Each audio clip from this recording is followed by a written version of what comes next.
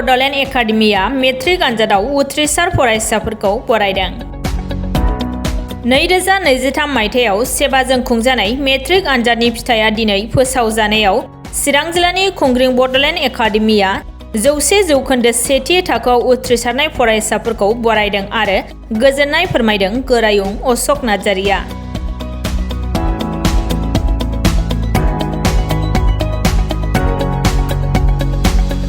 फरायसालिया 2014 आव गायसनजानाय समनिफ्रायनो बर' बिजोंखौ फोथांनानै ओनसोलनि फरायसाफोरखौ गुनि गियानि खालामनानै सासे सुबुं सम्पद महरै दाफुंनायनि फारसे खामानि मावबोदों होननानै फरायसालिनि बारग' बिथोनगिरि बिरदाव मोसाहारिया फोरमायो।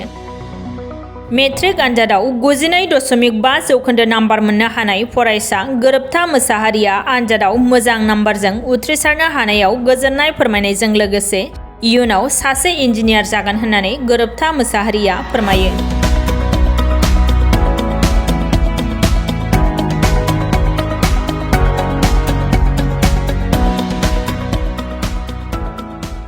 गिबियाव आङो बड'लेण्ड एकाडेमिनिफ्राय खौरां बुथुमगिरि नोंथांमोननिसिम गिबि आंनि गोसो गोरबोनिफ्राय बड'लेण्ड एकाडेमिनिफ्राय साबायखर जासिहरग्रोबाय।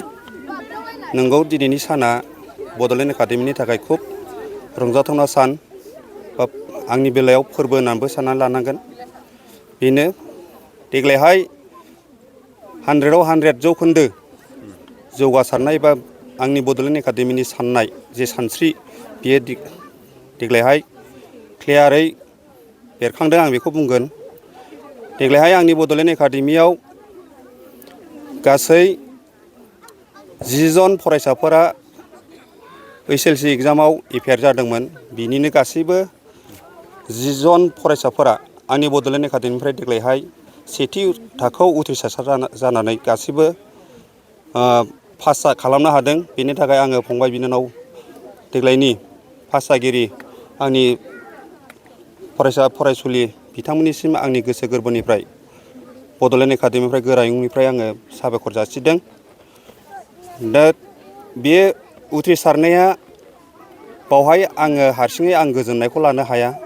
बेवहाय आंनि नाजानाय, फरायसाफोरनि नाजानायनि फरायनायनि गेजेरजों जोथोनगिरि बिमा बिफाफोरनि हेफाजाब, मदद आरो SMDCनि हेफाजाबजों लोगोसे आंनि टिचार स्टाफ बा फोरोंगिरिफोरनि गोब्राब नाजानायनि गेजेरजों जे देग्लायहाय जे उथ्रिसार जानो हादों।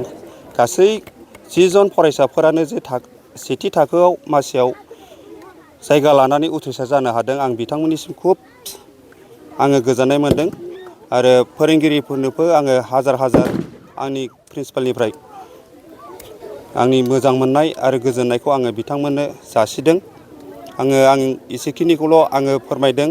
दिनैहाय रंजानाय फोरबोनि गेजेराव आंहा जाहैबाय नोंथांमोननो मिडियाफोरनि गेजेरजों जेनाखि बुंनांगौ खोथाफोर, बेयो आंनि फुरथिनि थाखाय आङो माखासे बुंनांगौ खोथाफोरखौ आङो बुंजोबनो हानाय नङा। मानो होनबा आङो दा बिराद रंजानायनि दोहौआव दङ। बेनिखायनो आङो नोंथांमोननिसिम आंनि जे बड'लेण्ड एकाडेमिनिफ्राय गोरायुंनिफ्राय जेनाखि फोरमायनांगौ माखासे बाथ्राफोरखौ आं बेखौनो फोरमायनानै आं दोनथ'नाय जाबाय। आसामाव जे मेट्रिक आनजाद बे होनायनि जे फिथाइ, बे फिथाइया दिनैहाय फोसावजानाय लेखानो जोङो दिनैहाय नुनो मोन्दों। आसामाव गासै 33टा जोंहा जिल्लाफोर दङ। बे जिल्लानि गेजेराव जोंहा बरपेटाया सेथि, जे जोंहा बेहाय माबा हिसाबै बङाइगावआ नैथि आरो बाक्साया थामथि आरो चिराङा ब्रैथि जायगा आवग्रिनो हादों। बिनिनो जोंहा चिरां हिसाबै बयनिख्रुइबो बांसिन जौखोन्दो बा पारसेन्ट मोननानै उथ्रिसार जानो हानाय जों बेखौ नुनो मोन्दों। दा जाय फरायसाफ्रा दिनैहाय बे मेट्रिक आनजादाव बाहागो लानानै उथ्रिसार जानो हाबाय, दा बिथांमोननो आङो नैबे बड'लेण्ड एकाडेमिनि बारग' बिथोनगिरि जानानै आं बिथांमोननिसिम आंनि गोसो गोरबोनिफ्राय आङो साबायखर आं जासिदों। दा दिनैहाय जोंहा खोब गोजोनथाव बाथ्रा, जोंनि चिरां जिल्लानि सिङाव थानाय नैबे बड'लेण्ड एकाडेमियाव दिनै 10 फरायसाफ्रा दिनै मेट्रिक आनजाद होदोंमोन। दा बे मेट्रिक आनजाद होनायनि गेजेरावनो 10 फरायसाया 100% जोंहा उथ्रिसार जानो हादों। दा बिनिनो जोंहा गोरोबथा मुसाहारिया जोंहा 92.5% लानानै जोंहा सेथि मासि आवग्रिनो हादों।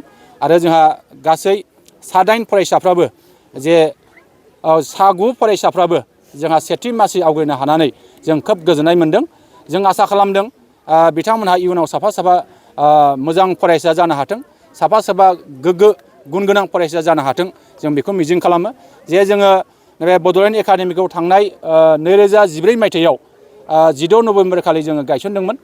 दा बे गायसननायनि थांखिया बेनो जे जोङो बर' रावखौ गेरेमसा खालामनाय, बर' बिजोंखौ फोथांनानै लाखिनाय आरो जोङो इयुन समावहाय बर' बिजोंजोंनो फरायनानै साफा साफा doctor, engineer, professor, lecturer, IAS officer, IPS officer, DC जानो हानाय मोनसे थांखि गोनां मोनसे नोजोरजों जों बे फरायसालिफोरखौ गायसनदों। दा बे मथेनो जोङो थांनाय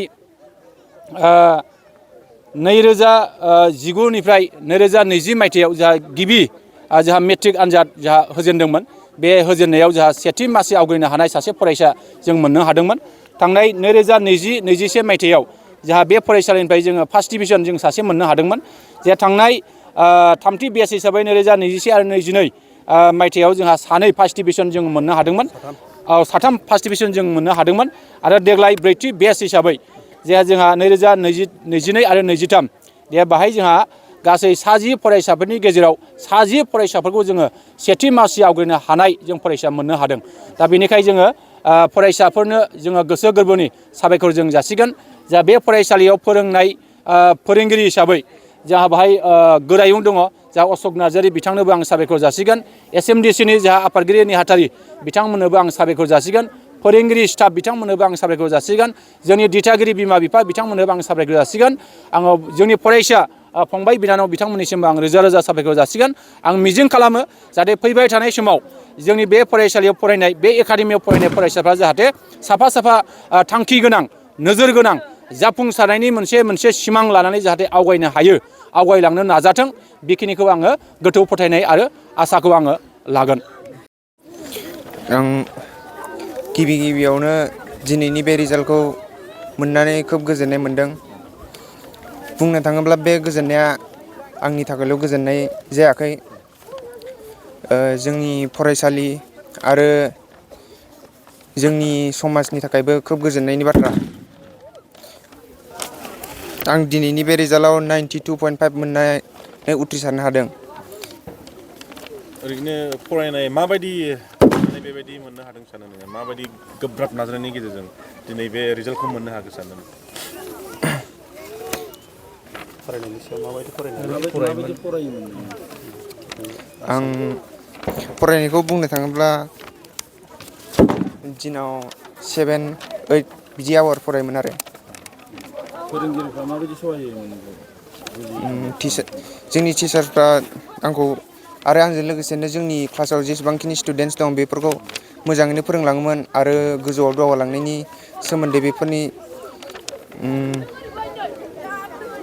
नोंनि थुलुंगाखौ दिनैनि होयोमोन। बे जाफुंसारनायाव सोरनि माबायदि मदद दङ नोंनि?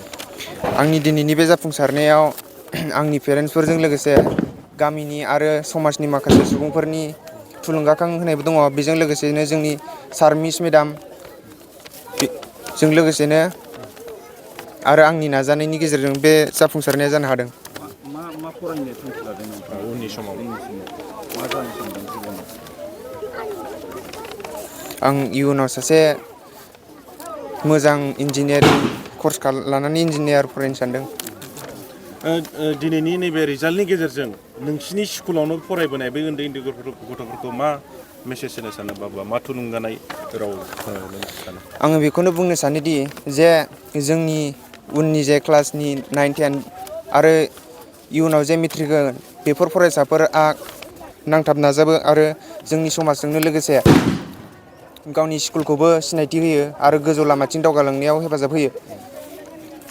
फोरोंगिरि आरो गावनिख्रुइ देरसिनफोरखौ माबायदि रेसपेक्ट होनांगौ बिनि सायाव उन्दैफोरखौ आं एसे बे जोंनि देरसिन फोरोंगिरिफोरनि सोमोन्दै जों जा बुङो बेखौ मानिनांगौ, ओमफ्राय फोरोंनायफोरखौ बुजिनानै सोलोंनांगौ आरो सारमोनहा मिसमोनहा जा रोंगौथि होदों बेफोरखौ बुजियाबा सोंनांगौ।